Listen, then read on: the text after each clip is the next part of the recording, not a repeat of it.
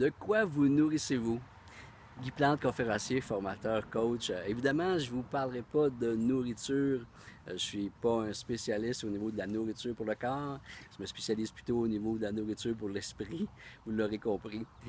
Écoutez, je veux vous parler d'une fameuse légende urbaine.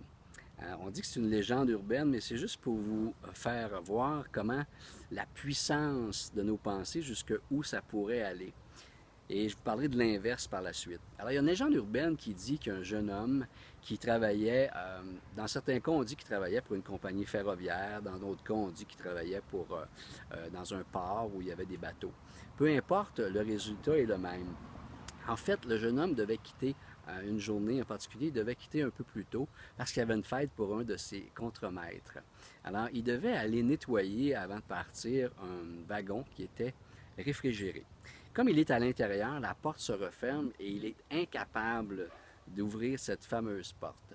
Alors là, ce qui serait arrivé, c'est qu'il serait mis à penser que là, il était comme fait. Il était comme pour mourir congelé parce que c'était un wagon qui était réfrigéré.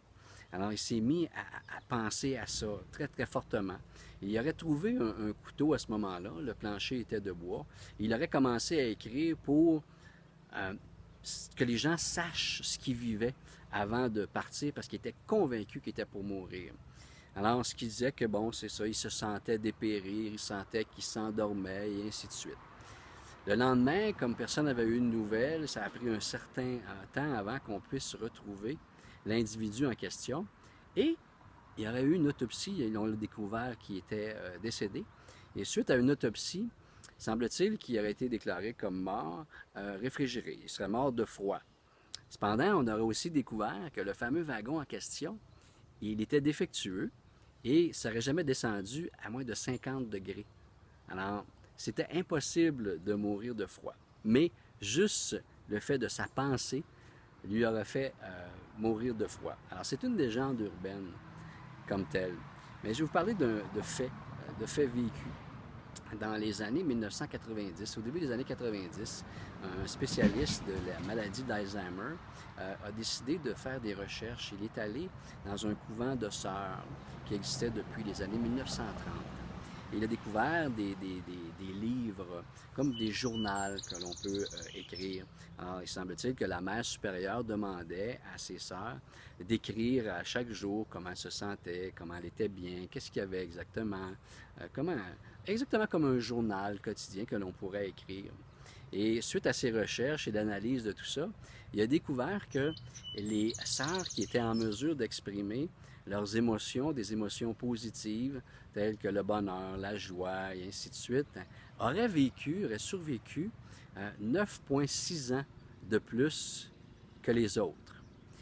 Alors évidemment, cette étude-là, elle est valable en ce sens que, vous savez, dans un couvent de sœurs, les sœurs se lèvent aux mêmes heures, mangent la même nourriture, font à peu près les mêmes activités. Alors, c'est ce qui fait que cette étude-là serait valable pour faire en sorte de dire, bien, quand on a un esprit positif, quand on vit dans le positif, quand on est en mesure d'avoir des émotions face au bonheur, puis de l'exprimer, d'exprimer sa gratitude et ainsi de suite, ça aurait un effet sur notre santé et nous permettre de vivre plus longtemps et plus en santé. Aujourd'hui, avec les études en psychologie positive, ce phénomène-là, il est vraiment détaillé. Il est vraiment concluant à l'effet qu'effectivement, lorsqu'on est en mesure d'exprimer des émotions positives et de garder ça et de le vivre de ces émotions positives, c'est pas de vivre dans la pensée magique, c'est vraiment parce que tous les gens auront des épreuves à vivre. On a tous des épreuves à vivre, mais c'est juste la façon dont on va réagir face à ces épreuves-là qui fait en sorte que notre durée de vie et notre santé en est améliorée. Alors, c'est un peu comme si vous vous nourrissez votre corps de malbouffe quotidiennement, comparativement à quelqu'un d'autre qui se nourrit, qui s'alimente bien. Bien, il met les chances de son côté. Est-ce que c'est une assurance? Et bien sûr que non. Le fait de s'entraîner chaque jour, est-ce que ça veut dire que l'on va vivre plus vieux pour ça?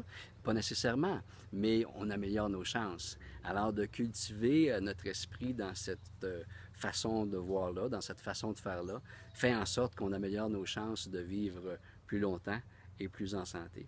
Alors sur ce, mes amis, je vous souhaite de nourrir votre esprit de positivisme le plus possible. Je vous remercie d'avoir été là et j'espère que cette courte capsule sera utile pour le futur.